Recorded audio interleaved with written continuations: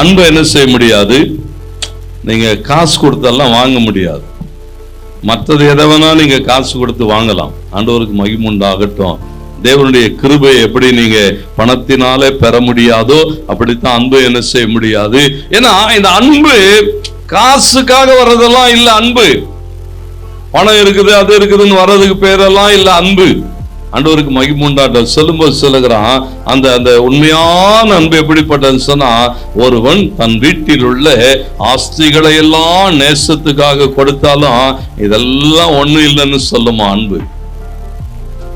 இலவசமாய் தேவனுக்கு மகிமை உண்டாகட்டும். நாம் என்ன நினைக்கிறோம் சொன்னா, ஆண்டவர் இதெல்லாம் பார்த்து என்ன தேடி வந்தார்.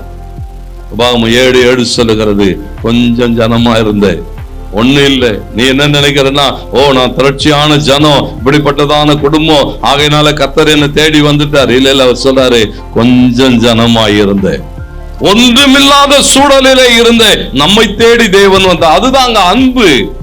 அந்த அன்பு எப்படிப்பட்டது சொன்னா, அது விலை இல்லாது, விலை மதிக்கவே முடியாது. அதனால்தான் சாலமோன் சொல்லும்போது சொல்லுகிறான், அதுக்கு எதை கொடுத்தாலும் அது என்ன செய்யுமா, அதை முற்றிலும் அசட்டை பண்ணும்.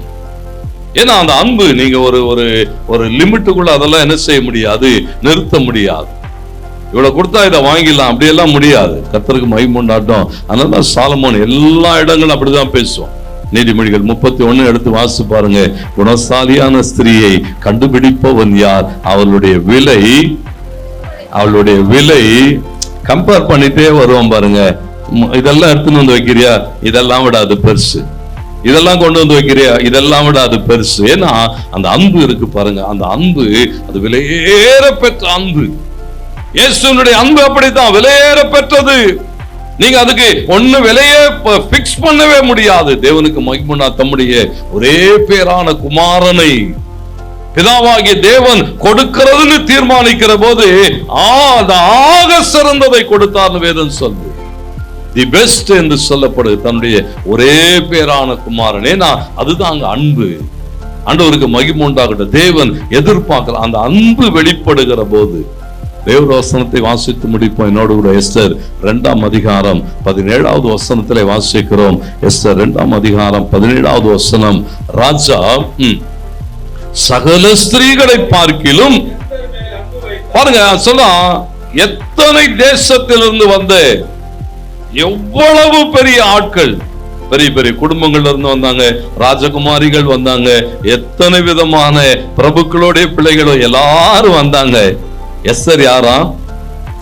ஒரு அனாதை, யாருமே இல்லை, ஆளில்லாத நிலைமையில மரகதாய் எடுத்து வளர்க்கிறான்.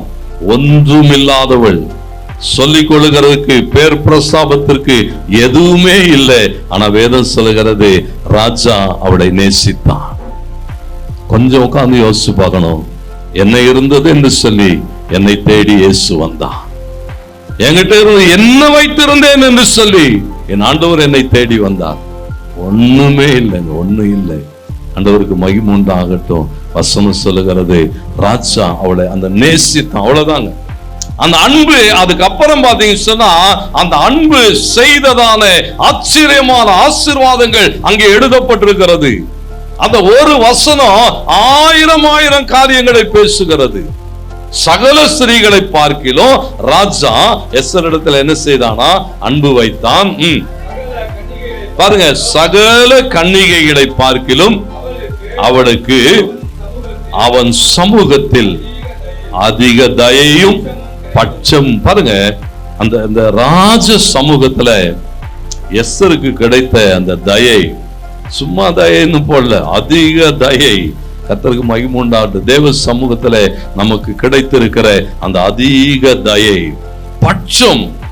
ஆண்டவர் பாருங்க, நம் பட்சத்தில் இருக்கிறார் சொல்லுகிறான். தாவீது சொல்லுகிறான், கர்த்தர் என் பட்சத்தில் இருக்கிறார், அவர் நம்ம பக்கமாவே நிப்பாரா. எதுனால அவர் சொல்ல, இல்ல இல்ல சபை என்னுடையது, இதுக்கு நான் தான் தலை, நான் தான் இதுக்கு எல்லாம்னு சொல்லுவாராம். ராஜா எஸ்தர் பட்சத்துல நிற்கிற போது எஸ்தரை ஒருவனும் என்ன செய்ய முடியாது, மேற்கொள்ள முடியாது. அது மாத்திரம் அல்ல, அடுத்த வார்த்தை சொல்லுகிறது,